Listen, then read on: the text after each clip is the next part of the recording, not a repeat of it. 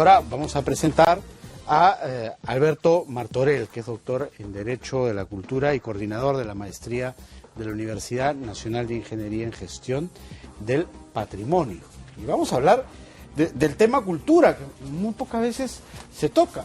Estamos con una ministra que ha renunciado al cargo del ministerio, como titular del Ministerio de Cultura, y todavía no hay reemplazante. Vamos a ver si es que finalmente el país tiene como mira establecer políticas culturales a largo plazo que además de promover nuestra cultura, cuiden nuestro patrimonio. Le damos la bienvenida al señor Martorell. ¿Cómo está? Muchísimas gracias. Realmente es muy importante que le den un espacio a la cultura en programas tan importantes.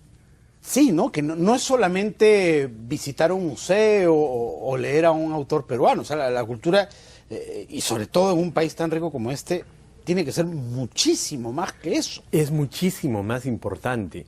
Yo siempre sostengo que una de las explicaciones, y yo creo que inclusive la mayor de las explicaciones de todos los problemas que en uno y otro contexto vivimos, temas de violencia y una serie de factores, tienen que ver con un país que no está cohesionado, con un país que no siente en el otro a su igual, a su la persona con la que puede construir juntos un futuro. Y en esas condiciones, pues cada uno tirando para un lado, porque no hay una cultura que amalgame, es muy difícil hacer llegar a metas concretas, lograr objetivos concretos. ¿Y es difícil conseguir eso en un país tan pluricultural como el Perú? Es difícil, pero al mismo tiempo es una oportunidad fantástica que hasta ahora no hemos sabido aprovechar. O sea, tener la diversidad que tiene el Perú es una riqueza fabulosa. Cuando estuvo el presidente del Banco Mundial en el Perú, nos planteó en una declaración que dio en el Comercio que el tema del desarrollo de su país iba por la cultura. Ellos habían desarrollado desde la cultura y decía, y no tenemos nada comparado con ustedes. Ustedes tienen un potencial gigantesco y la riqueza de Corea se debe a su apuesta por lo cultural y tecnología y otras cosas. Pero el propio presidente del Banco Mundial nos decía, es cultura nuestra principal apuesta. Que Patricia Balbuena haya renunciado y todavía no tenga un reemplazante, ¿es acaso una señal de la importancia que se le da a este sector desde lo más alto del Ejecutivo, que dicho sea de paso, sigue firmando algunos documentos pese a que se supone ya no está en el puesto, ¿no? Sí, no tengo el detalle de eso, pero lo que sí creo es que tal vez, como dicen, la prisa no es buena consejera, ¿no?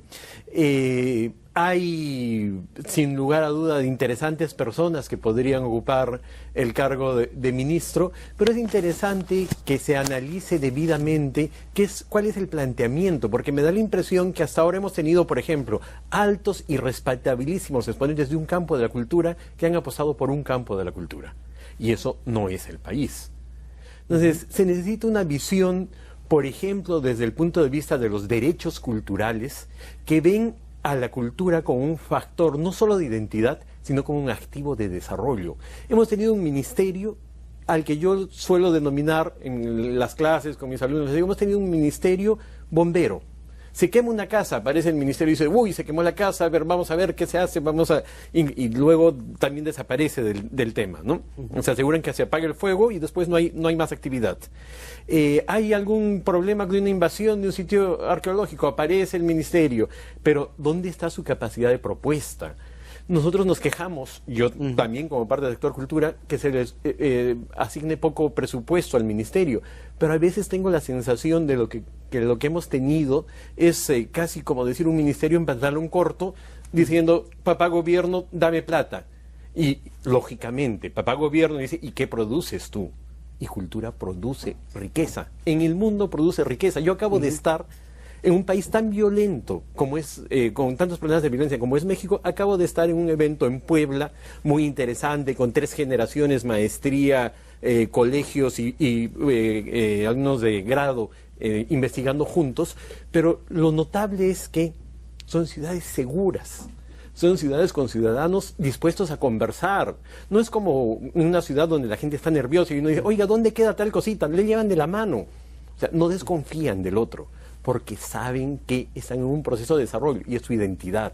Han celebrado los 30 años. Y creo que México es uno de los países que mejor amalgama la cultura tradicional con la modernidad que exige el turismo, por ejemplo, ¿no? Claro, han celebrado los 30 años de una ciudad fabulosa que es Guanajuato. Guanajuato está construido sobre antiguos túneles, parte fueron minas. Y ahí ha habido conciertos de música clásica, ha habido comida, ha habido danza, y la gente vive su patrimonio. Eso, además, genera una riqueza fabulosa y es muy interesante. Un poco más allá está Allende, que es una ciudad turística sobre todo de extranjeros. Guanajuato es una ciudad turística nacional. Nosotros tenemos turismo todo el año, no tenemos ni siquiera el problema de estacionalidad, porque los turistas de fuera vienen en sus vacaciones, claro. Pero el turista local siempre puede darse un fin de semana, una escapada, tiene más posibilidades, el turista nacional. Y está lleno de turismo que respeta la ciudad, porque la gente hace que se respete la ciudad. ¿Cómo se hace para lograr eso? Atraer mucho turismo, interno o externo, y combinarlo bien con la conservación del patrimonio. Desarrollando en primer lugar la sensación, el sentimiento de pertenencia, la ciudadanía. Esa es la clave del asunto, para cultura y luego para muchas otras cosas, ¿no? Cuando hay ciudadanía hay respuestas coherentes, hay compromisos con el país y demás, pero en cultura la ciudadanía es fundamental. Y eso siente que no hay acá. Por lo menos el Ministerio de Cultura. Mire, yo he dirigido durante 6 años una institución que es el Consejo Internacional de Monumentos y Sitios. Mi institución es asesora de UNESCO en temas de patrimonio mundial. Durante la mayor parte de ministros que ha tenido el ministerio, que han coincidido con este periodo, no me han contestado los oficios a esta institución. Si un ministro es capaz de no hacer caso a una institución, ¿qué hará con el ciudadano de a pie? Porque el ministro de Cultura tiene que sentir lo que la gente siente, tiene que recorrer las calles, tiene que saber que en Barrios Altos hay gente que está en condiciones de miseria.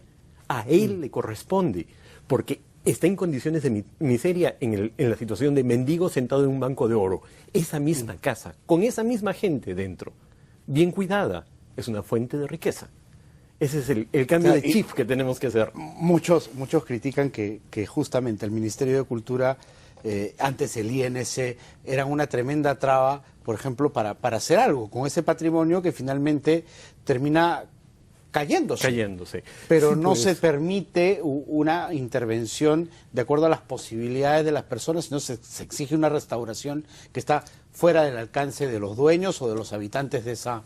Entonces, es como el perro del hortelano, ¿no? O sea, no lo tocas porque es patrimonio cultural, mientras que no puede restaurarlo, y como no puede restaurarlo, se termina viniendo abajo. Esa es una falta de capacidad de respuesta real, que yo le doy un simple ejemplo.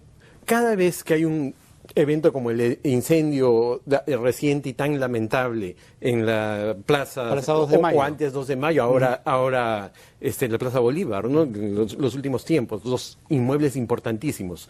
Ministerio, ¿qué dice? Municipio, ¿qué dice? Es propiedad privada, la norma no nos permite invertir. Entonces yo siempre les pregunto, ¿y entonces qué es eso de patrimonio cultural de la nación? ¿Una broma, una coletilla que se le pone por poner? ¿Dónde está el derecho de la nación? Si es que lo llaman, lo declaran, lo publican en el peruano, esta casa es patrimonio cultural de la nación. Oiga, la casa se está cayendo. Ah, no, el Estado no tiene nada que ver, es privada. Entonces, ¿dónde está el de la nación? Y la diferencia... Es un doble discurso, ¿no? Han tenido 2 veces un presupuesto pequeñito, en 2 ocasiones, 2 años anteriores, para invertir en propiedad privada en casos de emergencia. Se puede crear un fondo revolvente, no es cuestión de regalar el dinero. Y si no quieren restaurar los propios propietarios, el Estado les puede comprar la casa y luego, en condiciones adecuadas, volverla al mercado. No necesita quedarse con ella para siempre. Hay una empresa, no es el ideal, pero se basa en restauración en Lima. Factura más de $1 millón en alquileres de bienes restaurados. El patrimonio es valioso, es fuente claro, de riqueza.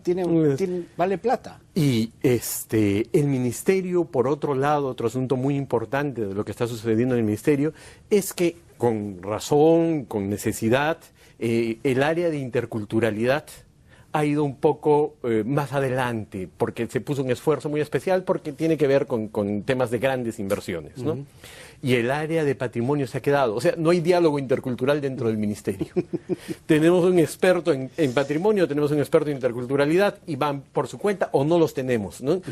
Según las circunstancias. Hace algunos años hubo una iniciativa para concesionar inversión privada para patrimonio. Por ejemplo, las huacas, que en muchos lugares están abandonadas, son basurales, etcétera. Y se armó toda una corriente en contra. Una huelga que tumbó en un día porque incluso la desinformación llegó a tal punto que grandes monumentos arqueológicos como Machu Picchu se podían entrar en esta ley, que no era cierto, y finalmente se cayó, y las huacas que podrían haber sido aprovechadas como centros turísticos de cada localidad siguen ahí abandonadas, y tampoco hay plata en el Estado para invertirlas. Hay una clave en el asunto. El turismo funciona en los lugares que se empoderan en su patrimonio. Es decir, antes de hacer turismo es necesario hacer investigación. En el caso arqueológico es nuestra memoria, no tenemos papel escrito. ¿Dónde está nuestra memoria? En los sitios arqueológicos, que un arqueólogo lee como un libro, y si se rompe, si se acelera el proceso y no se llega a leer, perdemos mucha información. Pero cuando se logra esa información, Huaca del Sol y de la Luna, Zipán, Brujo y tantos otros casos notables de éxito, como modelo de éxito, ¿no? Chan en los últimos años ha remontado notablemente. O veamos en Miraflores, ¿no? La Huaca Puquiana, que finalmente es un centro turístico ahora súper visitado, ¿no? Claro, tal vez en los otros modelos lo que hay es un poco más la participación. Parte de la fortaleza de eso, y es una forma de participación privada, es que, por ejemplo, Tucumé tiene un patronato de empresarios que está atendiendo constantemente las necesidades, una gestión muy buena y un grupo de patronato comprometido con el patrimonio. Entonces, no necesariamente es concesión, sino es formas de entender que el patrimonio genera riqueza, y cuando genera riqueza para todos. O sea, un movimiento turístico bien pensado genera riqueza para todos, pero un movimiento turístico pensado solamente, como ha sucedido en el Cusco, en algunos casos, ¿no? Por ejemplo, el famoso Hotel Four Point by Sheraton, con auspicio hasta deducción de impuestos de turismo, y violó todas las normas constructivas. Entonces, hay ese otro riesgo, es cuestión de equilibrios. No se puede ir, pero en la Huaca, en la Fundación Vice, es la responsable del Brujo, y es un éxito. O sea, lo que significa que el sector privado, pero no confundamos sector privado con negocio. Hay que hacer riqueza, pero no es la visión que a veces, lamentablemente, puede tener el empresario del corto plazo. Es riqueza sostenible, es para que el empresario asegure 4 generaciones, 5 generaciones, y también nos asegure a 4 o 5 generaciones la existencia de eso. ¿Cómo? Apoyando a los órganos técnicos, coordinando con los órganos técnicos. Si reemplazamos órgano técnico por empresariado, el empresario no va a saber necesariamente hacerlo bien, y él va a terminar perdiendo su inversión. Es cuestión de equilibrios. México tiene ese ejemplo, ¿no? Tiene empresa desarrollada en torno a su patrimonio, estudiado, manejado por las instituciones técnicas, de la mano con la empresa, ¿no? Eso es claro, se genera una sinergia ahí súper poderosa. Una sinergia. Cambiar el chip de estas ideas de que, por ejemplo, si encontramos un sitio arqueológico cerca del trazado de la carretera, desgracia, me van a detener la obra, me van a detener. Es una falta de previsión de lo que digo. No es un ministerio que proponga, sino un ministerio bombero. Entonces, va la carretera por acá y delante van los arqueólogos. Y había una caricatura que mostraba una máquina gigantesca tocando claxon, y el arqueólogo con su badilejo y sus pinceles delante tratando de sacar una piecita, ¿no? Así no funciona el sistema. Lo que tiene que hacerse es ver qué planes grandes de inversión hay, y que el ministerio vaya antes y vea alternativas, y la carretera se construya de tal modo que sea carretera y sitio y parador turístico, para que no sea solamente conectar 2 puntos del territorio, sino conectar el territorio en sí mismo, dar trabajo a la gente, claro, generar diversidad, enorgullecer a la gente. Un factor clave del patrimonio cultural como factor de riqueza es que la gente cree en sí misma. Si no creemos nosotros como sociedad, no desarrollamos, necesitamos creer primero. Y a veces se siente al ministerio muy exigente en algunas cosas y silente en otras, ¿no? Yo quedé impresionado, por ejemplo, con este tema de las momias extraterrestres, que no hubiera una voz fuerte del ministerio que dijera, basta, esto no es real, por favor, no hagan caso. Y la cuestión llegó hasta el Congreso de la República. Sí, tengo entendido que sí. Entonces, a mí ese siento, para algunas cosas es tan proactivo y actúa tan rápido, y para otras no se le escucha la voz, ¿no? En el tema de patrimonio, lamentablemente en los últimos años el ministerio se ha convertido en un órgano de renuncias. O sea, hay una visión entendible por la forma en que se actúa, pero no justificable porque en realidad no es así. La visión es patrimonio es traba para el desarrollo. Entonces, ¿qué ha comenzado a hacer? Desde hace muchos gobiernos, crisis económica, quiten tal trámite, quiten tal otro trámite, disminuyan, que el patrimonio ya no sea una traba, ¿no? Lo menos posible, ya en casos máximos. Lo último que han hecho es el tema de la prescripción, que viene de hace 3, 4 ministros, me parece, o tres ministros exactamente, que es la Constitución manda un principio fundamental, que lo que parece patrimonio se protege como patrimonio, porque es muy valioso para todos los peruanos. Ahora dice, lo que se protege como patrimonio necesita una norma que confirme antes de protegerlo. Entonces, si están haciendo un paraíso, imagínense que no hubiera una norma, bueno, paraíso estaba declarado, pero el cementerio Chilca, hay temas muy oscuros en torno a la zona de Chilca, ¿no? Hasta personas que están detenidas en investigaciones y demás, ¿no? Ese era un sitio declarado, pero no delimitado. Lo desaparecieron. Antes se le puso una multa. El penúltimo viceministro, el último también firmó alguna resolución en ese sentido. Dice, qué pena, como no está delimitado, no hay forma de determinar nada, no hay multa. Pasen por encima nomás. Pasen por encima nomás. Y después es como que le digan a alguien como que que es capaz de destruir una pirámide de 5.000 años de antigüedad, como en Paraíso, que le digan, oiga, le va a venir una notificación por si acaso, mañana le notifico que esto no lo puede destruir. Antes que le notifique no hay nada, no hay ninguna protección, ninguna culpa. ¿Qué va a hacer? Destruir más rápidamente. Rápidamente, alentar. Cuando en realidad lo que hay que hacer es pues tomar las medidas para ir avanzando un catastro positivo. Donde hay intención de invertir, hagamos primero el catastro, para que la inversión ya no tenga trabas, no esté en ese momento que diga, oiga, ha construido usted parte de la carretera, pero me la modifica para el otro costado porque acá hay sitio arqueológico. O espera que saquemos todas las cosas. Eso cuesta. Claro. Y molesta a cualquiera. El empresario va a decir, ese ministerio me detiene mi obra, pago alquiler de maquinaria, sueldos, y no hago nada, mientras el tema arqueológico se resuelve. Entonces, tienen que tener una visión previa y decir, hay una cosa que es el CIRA, ¿no? Pero es muy superficial. Hay que hacer algo que sea catastros prospectivos. Allá donde se pueda hacer obras, primero hagan el esfuerzo de hacer el catastro, de tal modo que ya no haya más que un riesgo. Puede suceder que haya cosa arqueológica el momento, pero no que no sea la norma, ¿no? Porque la norma es esa, vamos excavando y van apareciendo, o sea, va excavando la empresa y va encontrando cosas arqueológicas, va demorando porque se sacan improvisadamente a veces, hay que decirlo. Hay empresas serias que lo restauran y todo, pero hay otras que no, que prefieren disimular y pasar encima, ¿no? Sí, hay arqueólogos serios, porque eso hacen empresa privada, que dan la información, y hay otros que no ven a veces. Entonces, es porque hay que mejorar el sistema. El ministerio tiene que proponer, tiene que dejar de ser el que detiene las cosas para ser el que alienta, acompaña, coordina con los otros ministros, ¿no? Porque agricultura tiene mucho de cultura. Y si aprovechamos el conocimiento cultural de nuestros agricultores ancestrales, podemos aprovechar territorios que hemos abandonado, como los andenes. Entre otras cosas. Cultura es desarrollo. Sí, es una pena que un país tan cultural como este no tenga políticas culturales serias, ¿no?